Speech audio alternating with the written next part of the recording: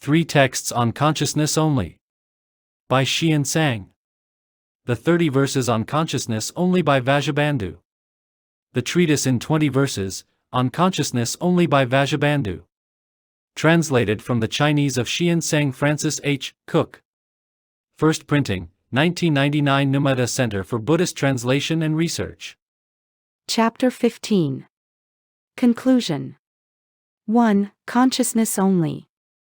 Indeed, according to an interpretation, the seen part, etc., transforms and appears on the basis of consciousness and is not, like consciousness, a reality among the nature that is dependent on others. If this were not so, the principle of consciousness only would not be established, because it would be admitted that both consciousness and external objects really existed.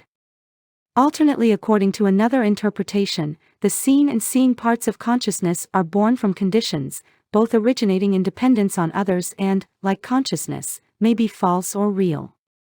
The word only / in consciousness only excludes the external, but it does not deny internal objects. If this were not so, true suchness would also be unreal. Since both internal objects and consciousness are not false, why do we just speak of consciousness only and not objects only? Consciousness only exists internally, while objects are also found externally as well as internally. We speak of consciousness only for fear of admitting the external as being real.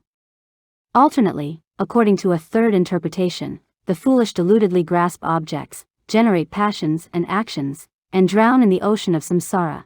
They do not vigorously seek escape, becoming liberated by contemplating the mind. So out of sympathy and compassion for them we speak of consciousness only, causing liberation from samsara through one's contemplation of the mind.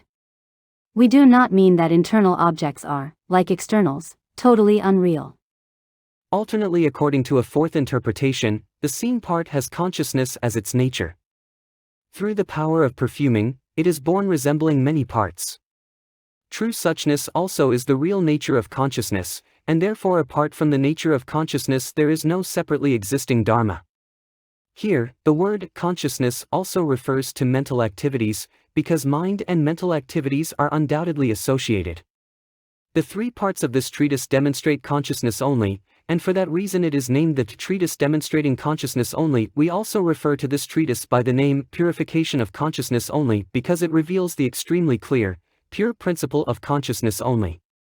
The basic treatise, i.e., Vasubandhu's verses, is named Consciousness Only in 30 Verses, because in 30 verses the principle of consciousness only is revealed perfectly, with neither more nor fewer verses. 2. The transference of merit.